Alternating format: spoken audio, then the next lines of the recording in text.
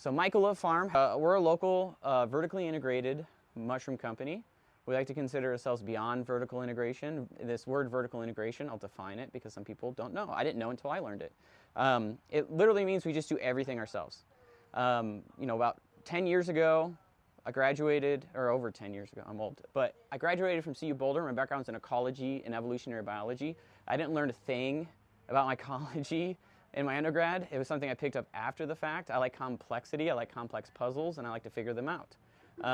And I like to learn, and I like to induce learning. So I was a NOIS fellow for the National Science Foundation. I worked in teacher research teams to understand how students learn. I don't know if you guys understand this, but the aha moments. I would have to read, like, as an undergrad, a chapter on cellular biology like 6 times. And I would have these aha moments, but they weren't real. They were just like rote memorization moments where I'm like, okay, I'm starting to grasp the internal organelles of cellular structures because I can memorize and have some sort of framework to build on top of. But then I sat in a lecture with Dr. Andrew Martin.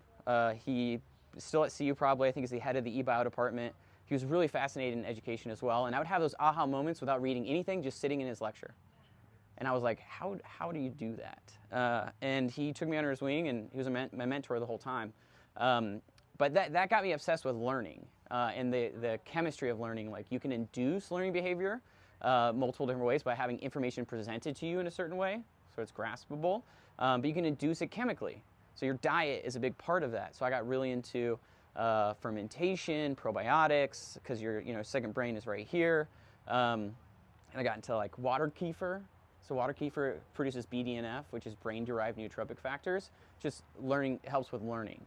Not this osmotic sort of thing you can put something on your pillow and learn it overnight, but you have to actively be working that muscle out. And then through that lens, I found mushrooms like lion's mane. So lion's mane is considered one of the most potent natural nootropics known to science, which is mind-blowing.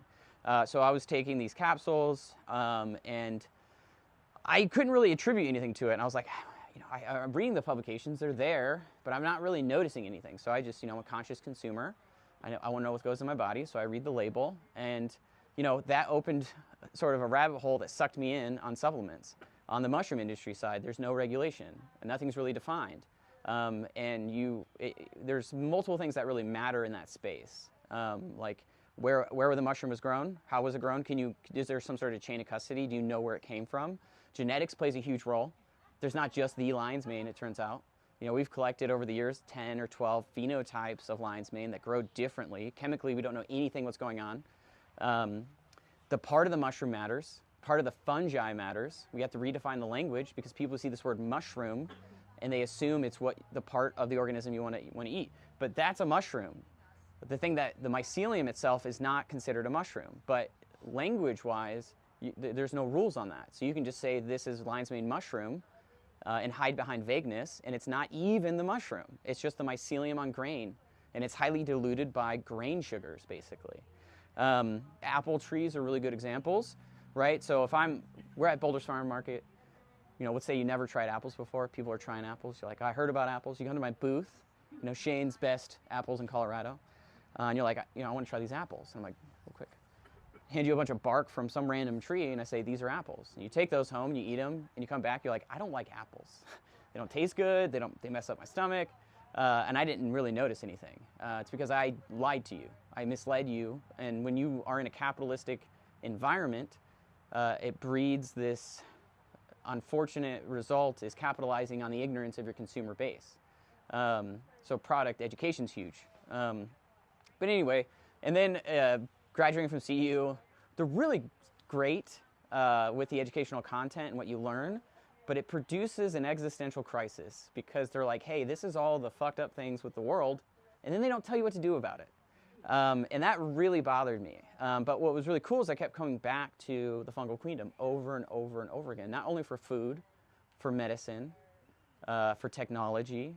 Microremediation was really big for me. I did an undergrad research project on antibiotic-resistant bacteria in our waterways right here. Boulder Creek, rampant. Poudre River, I was a whitewater raft guide on it. I drink plenty of that water. Don't drink it. Not on purpose. I swam a lot. And then there's ways you can use mycelium to filter water to clean up antibiotic and change those microbial communities. So we'll go over a little bit of microremediation. But all of these things were kind of floating in the ether for me, and I was like, okay, as a sentient sack of stardust, how can I make the biggest impact as a singular person? And I was like, fungi. So I just dedicated my life to that, pretty much at this point. I do it full time. I did it as a hobby. I worked, as a high school science teacher for a couple years. Got burnt out with that. Teaching mushrooms to kids, like how to grow oysters on your paper waste. Like, I found really cool ways to incorporate fungi in learning goals, which was a lot of fun. I worked in labs for environmental reasons, microbial sides, as well as cannabis, as well as food. So I got a lot of the tools that were necessary to do the weird shit I do today. And I was fortunate enough to just be able to do mushrooms full-time, as well as I was working full-time. I did it for fun, and then I just started, growing mushrooms, creating high-quality extracts for people the best that I could as a kitchen chemist. So kitchen chemistry is the place to start. And for food as well, farmers markets, grocery stores, stuff like that. And then I was fortunate enough to meet a couple key players that helped me start Mycolove. So I had a business called Mycobios Mushrooms. That's how I met the herb school, Colorado School of Clinical Herbalism. I was teaching mushroom cultivation workshops at their spot. I lived across the street in Lafayette for a couple years. And I had the business model where I was focused on education, food and medicine, and sustainability, so remediation, so applied mycology. But I was doing it all myself, everything myself. And then I met Jake Plummer randomly. He brought me out as a consultant to this turnkey farm operation in Fort Lupton. It's this 3,000 square foot, fully operational mushroom farm. And then somehow Jake Plummer found out about it. Jake changed his entire life, focused on functional, not only herbs, but fungi. Because, as a pro athlete, you retire in your mid-30s and you're given a prognosis that you're just going to fall apart from here on out. TBI, injuries, whatever, you're just done. And he did not accept that, but he changed his life through CBD even. He was a huge proponent of that when Charlotte's Web started. And he wanted to just learn about fungi and grow mushrooms, but he didn't know what he was doing. So he found me through a farmer's market friend, brought me out there, brought Michael Heim out there, and we had a conversation. We're like, let's do this. So we've been doing that since about 2021. We're still out at the farm. And now we have a 5,000 square foot extraction facility as well in Longmont. And then we just started a nonprofit side called Myco Reach. And it's focused on bridging the gap between the myco-curious to the myco-serious, because most of the innovations and evolution and growth in our industry is from citizen science. It has nothing to do if you have a PhD. It does. I mean, they play roles, but they kind of do the pony show kind of thing and get grants and focus on weird stuff.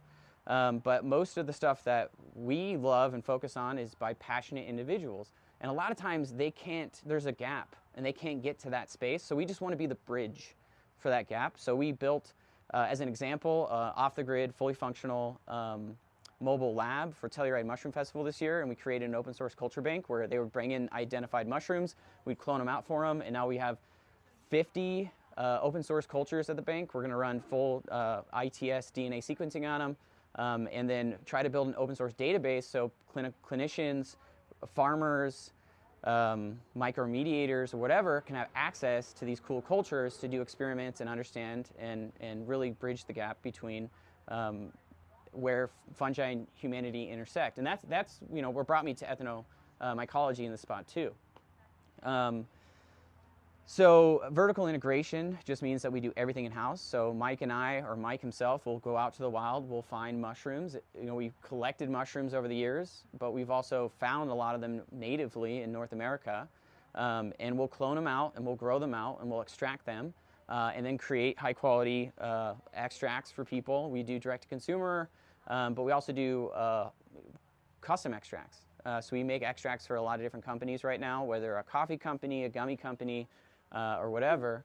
We're just trying to get better products in more hands, because if we get into the extraction side, that kind of ignited the fire behind me in a lot of ways, in a curiosity sense, because most people do the turn and burn model where they'll just high output, high heat systems to create crap products. And we use low temp, we use sound, which is a more sustainable, greener technology, ultrasonic assisted extraction. I've been doing it for about 4 years. Micronized cellular disruption. We can go into that if you want to. It's kind of nerdy, but it's fun. And then we use freeze dryers. So we do we try to create the most diverse compound product as possible. And then we just try to provide it to the world. So anyway, it's a little bit of a background, yeah. That's very interesting what you just said. So basically, we're saying that mushrooms, like we can get more of the extracts or the potent ingredients from low temperature processes. That means like for cooking, or like putting mushroom powder in like a hot, like coffee, isn't actually the best way to. There's a ton of factors. There's so many factors. It depends on the mushroom, the chemistry of the compound, the class of chemistry. Some are heat stable, some are not. So like I like to refer to there's like a gradient of consuming mushrooms for functionality. So we differentiate this word medicinal from functional right now, because if I say, hey, I run a medicinal mushroom farm, they're like, hey, where can I get the psilocybin mushrooms? I'm like, okay, I see where that's going. So we say functional mushrooms to differentiate that have a medicinal effect, but they're not psychedelic. So my background's mainly in functional. I know quite a bit about psychedelic chemistry, but we won't go there today. We'll cover psychedelics for sure, because people are always interested in it. So am I. But it depends on so many factors. So the gradient of getting a better functional product, the worst way is raw, like eating a raw mushroom for functional benefit. I'm talking about functional therapeutic benefits, not for sustenance, not for protein content, none of that. Functionality, so getting the highest therapeutic value that you can out of a mushroom, right? The worst way is raw. The next way would be dehydrated. That's better, but it's not extracted. So chitin is a biopolymer. It's nature's plastic. It's a highly durable, complex molecular structure. And guess what? The human body doesn't do a great job or have the right enzymes to really digest that. I was at Red Rocks and I ate some dehydrated mushrooms. I felt an effect. Well, alkaloidal chemistry is quite different. When we're talking about these immunomodulatory compounds like beta-glucans, they're interwoven into the chitin layer. So you have to break the chitin apart to really get the benefits. Worst is raw. Dehydrated's better. You remove the water content. A lot of mushrooms are about 90% water, so you're getting more potency out of it when it's dehydrated. When you grind it up, more surface area, it's a little bit better.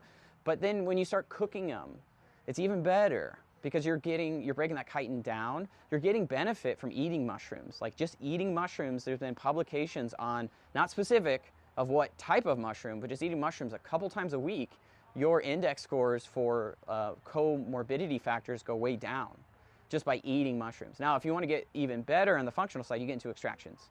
And then not all extractions are created equal. When you go into a liquor store, you don't just say, I want the liquor. Like there's different grades of alcohol. And they're made different ways. There's top shelf, there's bottom shelf, right? Same thing with extracts. There's top shelf, there's bottom shelf. Unfortunately, most are bottom shelf. So anyway, hopefully that sort of answered your question.